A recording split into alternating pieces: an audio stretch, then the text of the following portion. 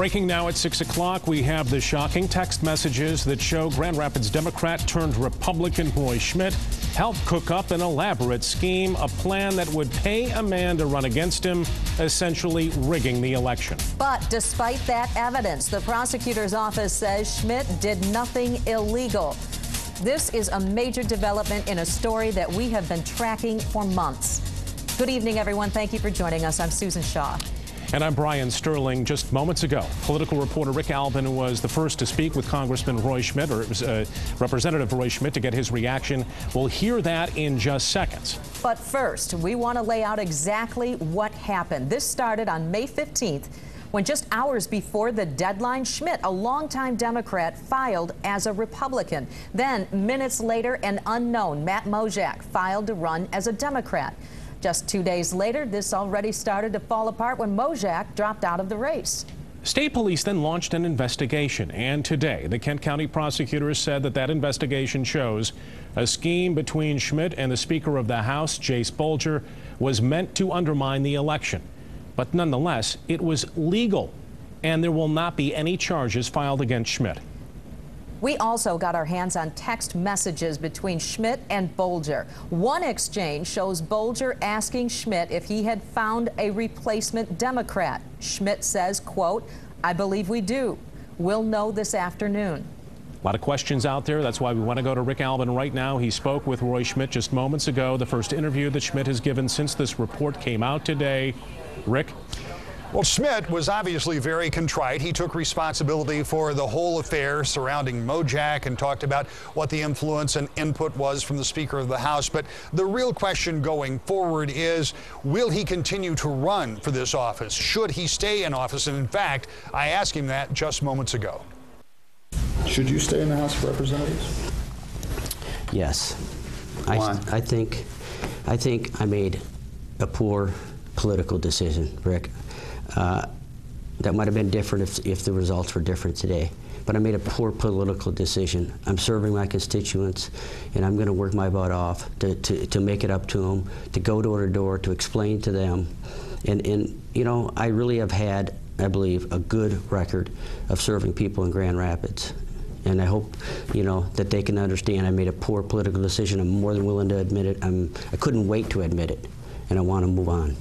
Well, I want to read this to you, where the prosecutor says, although this scheme by Representative Schmidt and Speaker Bolger was clearly designed to undermine the election and to perpetrate a fraud on the electorate, it was nonetheless legal. Just because he finds it legal, don't you think elected officials ought to be held to a higher standard? Yes, we should be. But you know, I mean, everything that's in there, I appreciate what he says, and you know, maybe there's some other things I could have added. Again, I'm taking full responsibility for this, but again, I thought he was very fair, but at the end of the day, I made a poor political decision, and that's what I did. Should Speaker Bolger remain in leadership? You know, I would love to start passing this blame to him. This is my decision. This was, you know, why he might have advised me or played a part. It was Roy Schmidt's decision. It may have been Roy Schmidt's decision, but it's going to have political fallout that goes far beyond just the 76th district. And in fact, later this evening, I'll be talking with Speaker Bolger. But earlier today, he released a statement saying, in part, "I encouraged a Democrat to be recruited to run, but today, even I am still learning about all of the actions that took place surrounding that recruitment." Went on to say, political gamesmanship by anyone is a mistake, and the focus should be on people instead of politics. So our questions remain, was this all just political gamesmanship? Was it a mistake? And what will happen going forward, not just in the 76th, but of course all House races and House leadership? As I say tonight at 10 and 11, we'll get reaction from Speaker Jace Bolger. At the live desk, I'm Rick Albin. Back to you. And moments ago, we showed you one of those text messages between Schmidt and Speaker of the House, Jace Bolger. 24-hour News 8's Marley Ginter is here to lay out more of what went down there. Marley? Well, Sue, the text messages we're about to show you really shed light on who knew what and what the plan was. These are from May 14th. Speaker Bolger writes, "Any luck finding your Dem in your district? That's the last piece we need." Schmidt responds, "I believe we do. We'll know this afternoon. Then Speaker Bolger writes, can they get the paperwork to you and you get to me so we can get it in our hands, show the GOP we're all set, then we'll file tomorrow.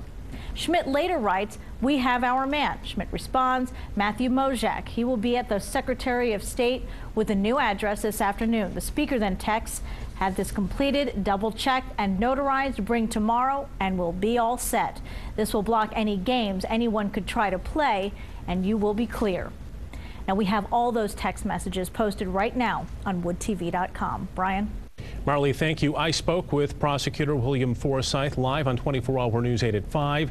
He explained his decision not to issue charges in this case. I'm as offended by it as probably most everybody else is, and I spent an inordinate amount of time myself, my staff, talked to other offices. We could find nothing that makes this illegal. And we continue to throw our resources at this story. We're working to track down more of the key players.